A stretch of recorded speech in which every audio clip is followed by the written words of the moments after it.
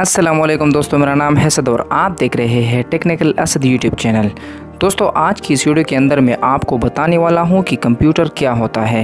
Computer की definition से लेकर components, characteristics, full form, input devices, output devices, storage device, CPU, RAM, memory, इन सभी चीज़ों के बारे में डिटेल के साथ सिखाऊंगा।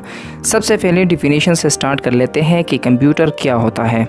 Computer is an electronic device which is developed by Charles Babbage in 19th century। Computer एक इलेक्ट्रॉनिक डिवाइस है। इलेक्ट्रॉनिक डिवाइस इसको इसीलिए कहा जाता है क्योंकि ये इलेक्ट्रिक से चलता है। इसको चलाने के लिए आपको बिजली देना पड़ेगा और इसको चार्ल्स बेबेज ने 19वीं सदी में डेवलप किया था। एग्ज़ाम में अक्सर ये एमसीक्यू आता रहता है कि कंप्यूटर किसने डेवलप किया था या फादर ऑफ कंप्यूटर किसको कहा जाता है। तो ये नाम आपने याद करके अपने जहन में रखना है।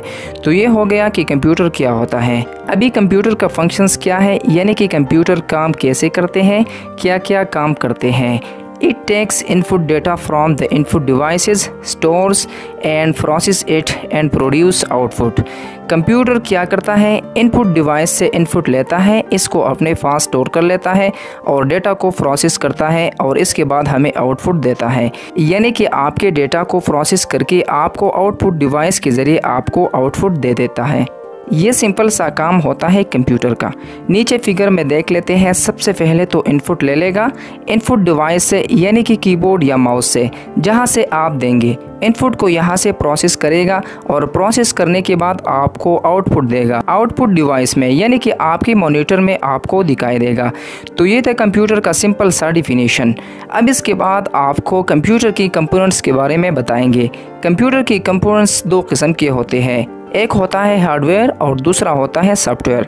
हार्डवेयर वह कंपोनेंट होता है कंप्यूटर का जिसे आप टच कर सकते हैं, यानी फिजिकल कंपोनेंट। सबसे पहले नंबर पर होता है इनपुट डिवाइसेस, यानी कि कीबोर्ड और माउस। दूसरा होता है आउटपुट डिवाइसेस, यानी कि आपका मॉनिटर या प्रिंटर वगैरह। ये सब आपके आउटपुट डिवाइसेस है जहां से आउटपुट आता है। इसके बाद स्टोरेज डिवाइसेस, जहां आप अपना डेटा स्टोर कर सकते हैं। ये बेसिकली मेमोरी होता है, प्राइमरी सेकेंडरी मेमोरी, जहां पर आप अपना डेटा और इंफॉर्मेशन को स्टोर कर सकते हैं। इसके बाद है सीपीयू। सीपीयू को कंप्यूटर का ब्रेन भी कहा जाता है। ये कंप्यूटर का मेन पार्ट है। ये सब कुछ है कंप्यूटर का, मतलब इनके बगैर कोई भी काम नहीं हो सकता। इसके बाद दूसरी तरफ आते हैं सॉफ्टवेयर की तरफ। सॉफ्टवेयर की दो पार्ट्स हैं, एक होता है एप्लीकेशन सॉफ्टवेयर और दूसरा होता है सिस्टम सॉफ्टवेयर।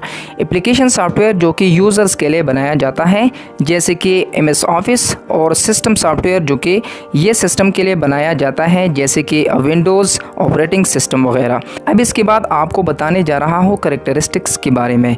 जब आप कंप्यूटर सिस्टम इस्तेमाल कर रहे होते हैं तो आपने नोटिस किया होगा, सबसे पहला होता है स्पीड कंप्यूटर का बहुत ज़्यादा होता है। आपने नोटिस किया होगा जब आप कंप्यूटर पर काम कर रहे होंगे तो बहुत जल्दी करके आपको वह काम दे देता है। इसके बाद होता है एक्यूरेसी। कंप्यूटर अपने रिज़ल्ट को लेकर बहुत ज़्यादा एक्यूरेट रहता है, यानी कि 100% आपको करेक्ट रिज़ल्ट दे देता है। इसके बाद है storage. Computer large amount information या डेटा को स्टोर करके रख सकता है। इसका मेमोरी बहुत ज़्यादा होता है। इसके बाद होता है क्विक डिसीजन। कंप्यूटर का जो डिसीजन लेने का जो कैपेसिटी है वह बहुत ज़्यादा होता है। मिसाल के तौर पर आपका डेटा कंप्यूटर की किसी भी हिस्से में रखा हो, आप एक बार कंप्यूटर के सर्च बार में सर्च करते हो तो आपको कहीं से उठाकर आपको रिज़ल्ट दे देता है। इसके बाद रिपीटेड कैपेबिलिटी। कंप्यूटर आपको उस स्पीड से रिपीटेड काम को बिना बोर हुए आपको काम दे देता है।